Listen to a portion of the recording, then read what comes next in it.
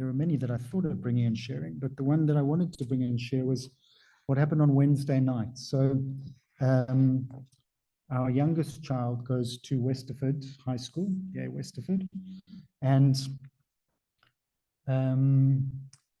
actually Rabbi Ondi, through the school, had organized, even though she's up in Joburg now and wasn't able to attend, she had organized that the school invited interfaith families to join with Muslim families for the iftar, for the breaking of the Ramadan fast together. So I arrived on Wednesday evening, the hall was laid out, families were beginning to set out their food, and I was introduced to the imam, who was responsible for Friday prayers at the school, and he was going to say a message at the iftar.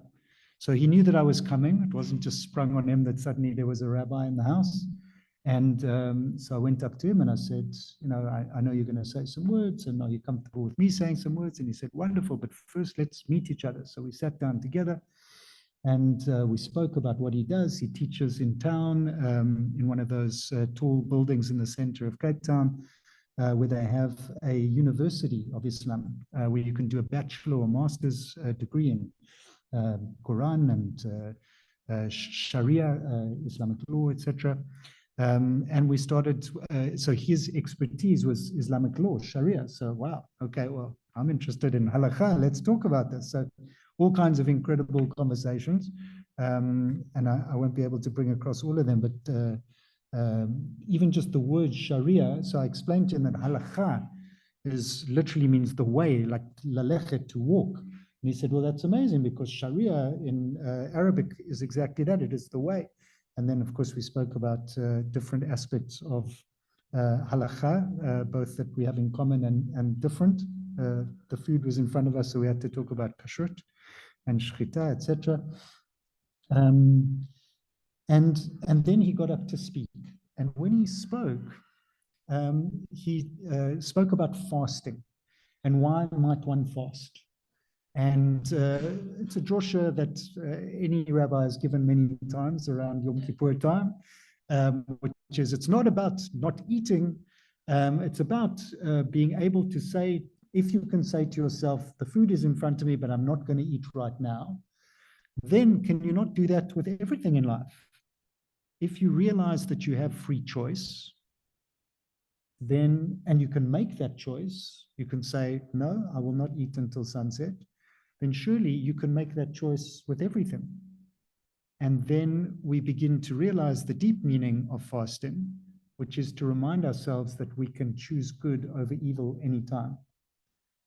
And that struck me because what I wanted to talk about was how God has made us people that can choose between good and evil. So that's what I spoke about, he spoke about, we were on the same page.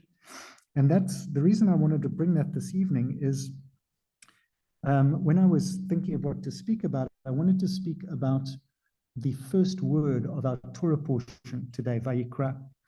There's a curious way that this is written in the Torah. So anyone that's opened up the scroll and looked at the first word of Leviticus will see that Vayikra, Vav, Yud, Kuf, Resh, Aleph, the four letters are written regular size, so like all the other letters on the line.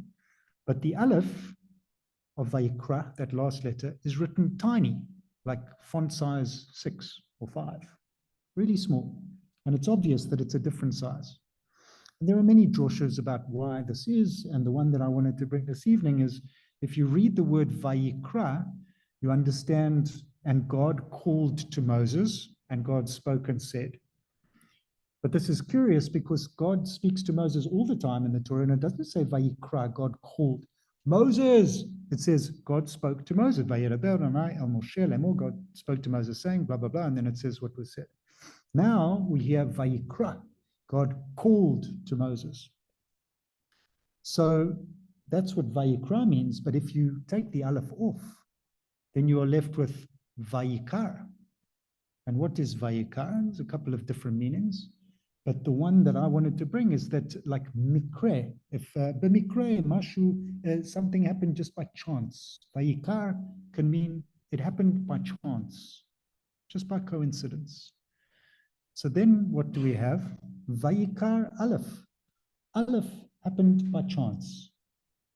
What does that mean? Well, it doesn't really make sense. But in a Hasidic drosha, it makes complete sense. What is Aleph, if not God's name? A hint at God. Aleph is silent. We don't hear God speaking every moment. And the Ten Commandments begins with the word Anochi. I, God, am the one who brought you out of the land of Egypt. So that Aleph represents God.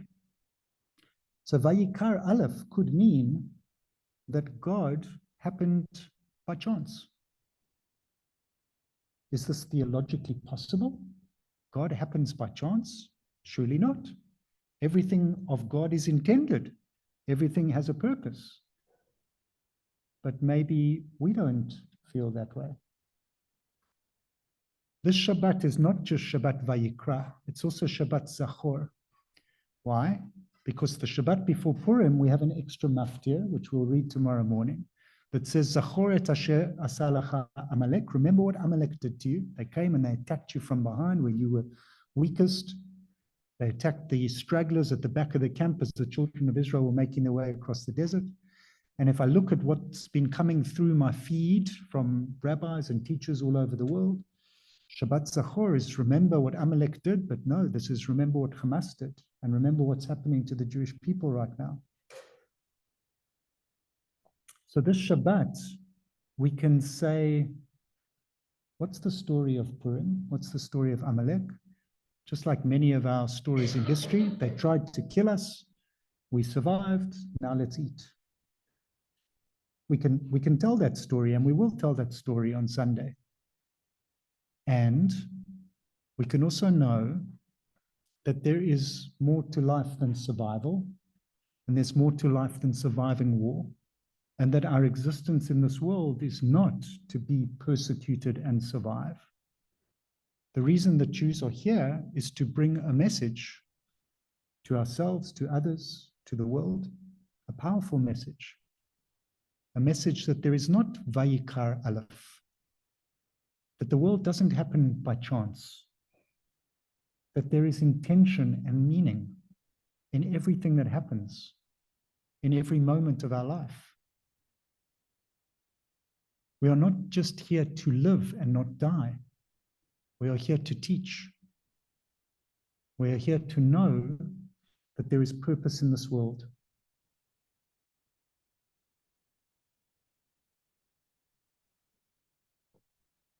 One of the striking things about the Megillah is that God's name is not mentioned once.